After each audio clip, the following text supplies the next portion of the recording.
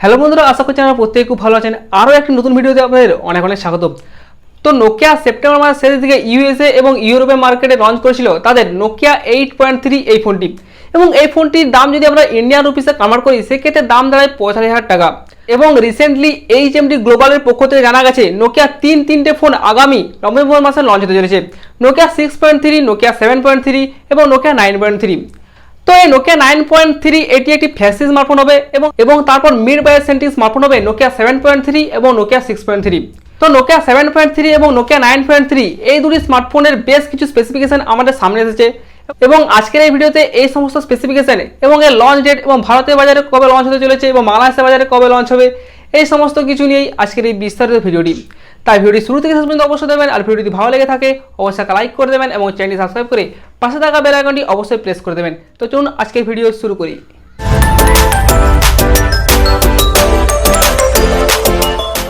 তো প্রথমে আমরা কথা বলবো নোকিয়া 7.3 এই স্মার্টফোনটিকে নিয়ে। তো এটি কিন্তু নোকিয়ার পক্ষ থেকে একটি 5G স্মার্টফোন হতে চলেছে। তো প্রথমত আমরা কথা বলবো এই ফোনটির ডিসপ্লেকে নিয়ে। তো এখানে ব্যবহার করা হচ্ছে 6.5 ইঞ্চের একটি full HD plus IPS LCD display. এখানে কিন্তু কোনো রকম অ্যামোলেড ডিসপ্লে ব্যবহার করা হয়নি, এবং এই ডিসপ্লেটি একটি সিঙ্গেল পাঞ্চ হোলের সাথে আসছে। এছাড়াও এখানে Corning Gorilla Glass sheet protection পেয়ে যাবেন, এই রিয়ার 10 সাপোর্ট পেয়ে যাবেন, এবং এখানে 90 হার্জ রিফ্রেশ রেট থাকছে। এছাড়াও এখানে 405 পার পিক্সেল ডেনসিটি পেয়ে যাবেন এবং 20:9 এক্সপেক্ট রেশিও এখানে পেয়ে যাবেন। তো এরপর যদি আমরা ব্যাক সাইডের ডিজাইন দেখি তাহলে এখানে সম্ভবত ব্যাক সাইডে পলিকার্বনেট ব্যাক প্যানেল ব্যবহার করা হয়েছে, এবং ব্যাক সাইডে সার্কুলার টাইপের কোয়াড ক্যামেরা সেটআপ পেয়ে যাবেন, এবং ব্যাক সাইডে একটি ফিঙ্গারপ্রিন্ট সেন্সর আপনারা পেয়ে যাবেন, এবং এই ফোনটির বাঁ সাইডে একটি গুগল অ্যাসিস্ট্যান্টের বাটন পেয়ে যাবেন। তো এই ফোনটি 4GB 64GB এবং 6GB 128GB এবং 8GB 128GB এই তিনটে র্যাম এবং রম ভেরিয়েন্ট আপনারা পেয়ে যাবেন, এবং এই ফোনটি তিনটে কালার ভেরিয়েন্টে পেয়ে যাবেন, ব্লু, সিলভার এবং চারকোল এই তিনটে কালার ভেরিয়েন্টে এই ফোনটি আপনারা পেয়ে যাবেন। তো এরপর চলে আসি এই ফোনটি প্রসেসরের দিকে।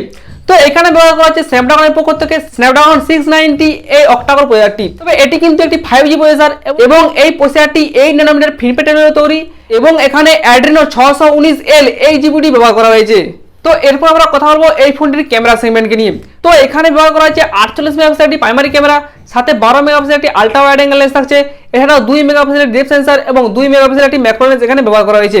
এছাড়াও এই ফোনটিতে 24 মেগাপিক্সেলের একটি ফ্রন্ট ক্যামেরা ব্যবহার করা হয়েছে। তো এখানে আপনি ব্যাক সাইডের ক্যামেরা দিয়ে আপ টু 4K 30 fps পর্যন্ত ভিডিও কিন্তু রেকর্ড করতে পারবেন। তো এরপর চলে আসি এই ফোনটির ব্যাটারি সেগমেন্টে। তো এখানে 4000 mAh একটি ব্যাটারি ব্যবহার করা হয়েছে, সাথে একটি 18 ওয়াটের ফাস্ট চার্জার আপনি আউট অফ দ্য বক্স পেয়ে যাবেন। তো এরপর চলে আসি এই ফোনটির সফটওয়্যার দিয়ে। তো এই ফোনটি রান করবে অ্যান্ড্রয়েড 10 এর উপর, এবং এখানে আপনারা স্টক অ্যান্ড্রয়েড সাপোর্ট কিন্তু পেয়ে যাবেন, যেখানে আপনি কোনো রকম ব্লোওয়্যার কিন্তু পাবেন না। যেহেতু স্টক অ্যান্ড্রয়েড ব্যবহার করা হয়েছে সেহেতু এখানে কিন্তু কোনো রকম আজে বাজে প্রি ইনস্টল অ্যাপ কিন্তু দেখা যাবে না। এছাড়াও ব্যাক সাইডে ফিঙ্গারপ্রিন্ট সেন্সর পেয়ে যাবেন, ফেস আনলকের সুবিধা পেয়ে যাবেন, 3.5mm হেডফোন জ্যাক পেয়ে যাবেন, এবং একটি গুগল অ্যাসিস্ট্যান্ট বাটন পেয়ে যাবেন। এছাড়াও এখানে টাইপ সি পোর্ট আপনারা এখানে পেয়ে যাবেন। তো নোকিয়া 7.3 এই স্মার্টফোনটির এই সমস্ত স্পেসিফিকেশনগুলি আপাতত জানা গেছে। তো নোকিয়ার পক্ষ থেকে এই ফোনটি একটি মিড বাজেট সেন্টিং স্মার্টফোন হবে। তো এরপর এই ফোনটি যদি আমরা প্রাইস নিয়ে কথা বলি তাহলে কিন্তু নোকিয়ার প্রায় সব ফোনে কিন্তু একটু ওভার প্রাইস হয়ে থাকে। তো নোকিয়ার এই ফোনটির দাম হতে পারে ভারতীয় বাজারে 25 থেকে 30 হাজার টাকা কাছাকাছি, এবং বাংলাদেশে গেলে এটি আনঅফিসিয়ালি আপনারা 30 থেকে 25 হাজার টাকা কাছাকাছি আপনারা পেয়ে যাবেন। তো এরপর আমরা কথা বলবো নোকিয়ার পক্ষ থেকে নোকিয়া 9.3 এই স্মার্টফোনটিকে নিয়ে। তো এটিও কিন্তু নোকিয়ার পক্ষ থেকে একটি 5G স্মার্টফোন। তো প্রথমত যদি আমরা এই ফোনটির ডিসপ্লে নিয়ে কথা বলি তাহলে এখানে ব্যবহার করা হয়েছে 6.29 ইঞ্চের একটি QHD প্লাস একটি পোয়েলের ডিসপ্লে। তো এই ফোনটিতে 467 পার পিক্সেল ডেনসিটি পেয়ে যাবেন। এছাড়াও কর্নিং গোরিলা গ্লাসের প্রোটেকশন থাকছে। এছাড়াও 120 হার্জের রিফ্রেশ রেট কিন্তু আপনারা পেয়ে যাবেন। তো এরপর যদি আমরা ব্যাক সাইডের ডিজাইন নিয়ে কথা বলি তাহলে এখানে সম্ভবত গ্লাস ব্যাক প্যানেল ব্যবহার করা হয়েছে। এছাড়াও সাইডের যে ফ্রেমটি ব্যবহার করা হয়েছে সেটি কিন্তু অ্যালুমিনিয়ামের, এবং এখানে ব্যাক সাইডে circular type quad camera setup পেয়ে যাবেন।